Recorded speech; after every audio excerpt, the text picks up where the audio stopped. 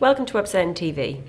I'm joined today by Andrew Shotland and Dan Leibson from Local SEO Guide to talk to us about a new study they've done into local ranking factors. So, hey guys, thank you for being here. Thanks for having us. Thanks for having us. Pleasure. So, you've conducted a new study, quite an in-depth study, I believe, into local ranking factors. What exactly was the study? How did you set it up? What were you looking for?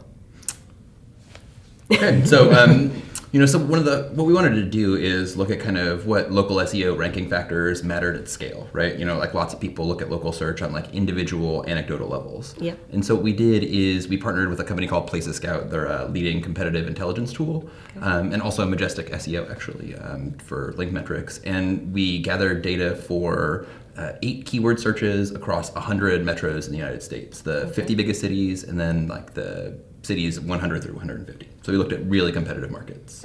Okay. Got all of those data points, scraped the data, extracted them, and partnered with the University of California, Irvine to run statistical analysis on the data and kind of tell us, what ranking factors kind of correlated with positive search performance. Okay, so definitely pretty in-depth, using a variety of different, tools there to really dig deep, I guess.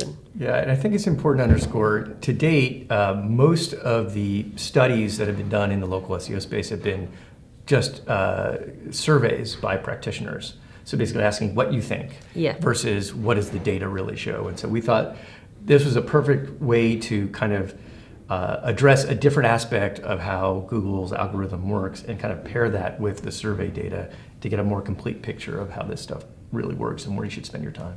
So what are the key findings? What are the most interesting things you think came out of this? Yeah, so one of the most important things we think is that like all of the link factors kind of came back as showing like a really important correlation with positive search performance. Okay. And so that's something that SEOs in general have talked about for a long time, but local SEOs not so much. And so kind of what's old is new again on the local SEO front. That was really important. We also saw a couple of things that didn't necessarily matter as much as some people say. You want to talk about? The most interesting ones we thought were that city name and state name in your title tag didn't correlate positively with local ranking performance. And historically, if you look at any how to do local SEO blog post, let's say, that'll be like your top 2 things to do, right? Yeah. And yet it doesn't seem to, it's not that it doesn't matter, it just doesn't correlate, and the data shows it doesn't correlate to positive rankings. Okay.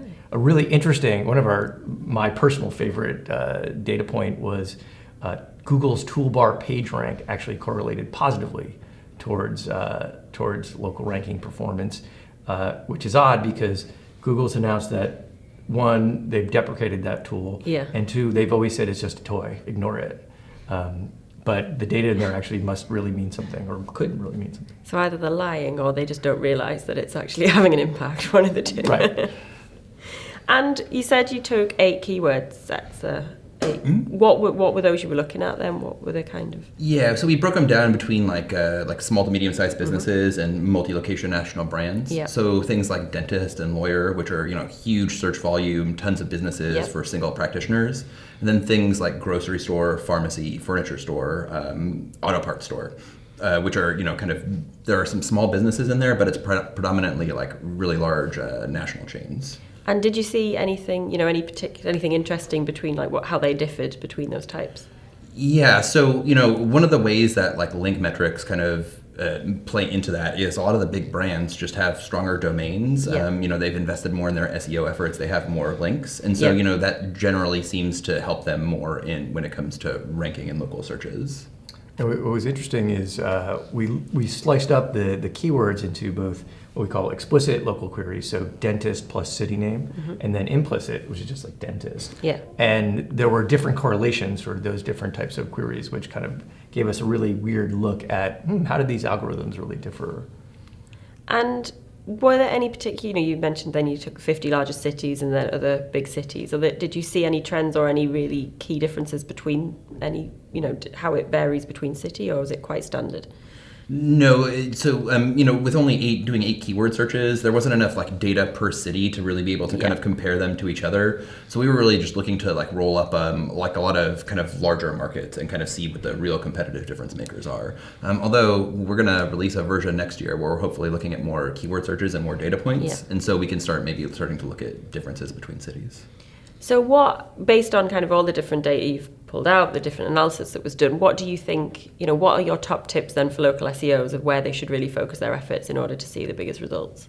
Oh, they should go build links right now. Yeah. Like they should create content and do things to get links earned, built, whatever. They should be doing that right now, especially national to local brands or people that work in more competitive spaces. Like those are going to be the real difference makers. Yeah, actually the data was kind of disconcerting in that, oh wow, it's really just about, in a way, just about spamming Google. Not encouraging you to spam, of course, but for example, keyword in business name was a very positive correlation with rankings, which implies that, okay, just get a bunch of spammy business names and maybe that'll work out for you. Yeah.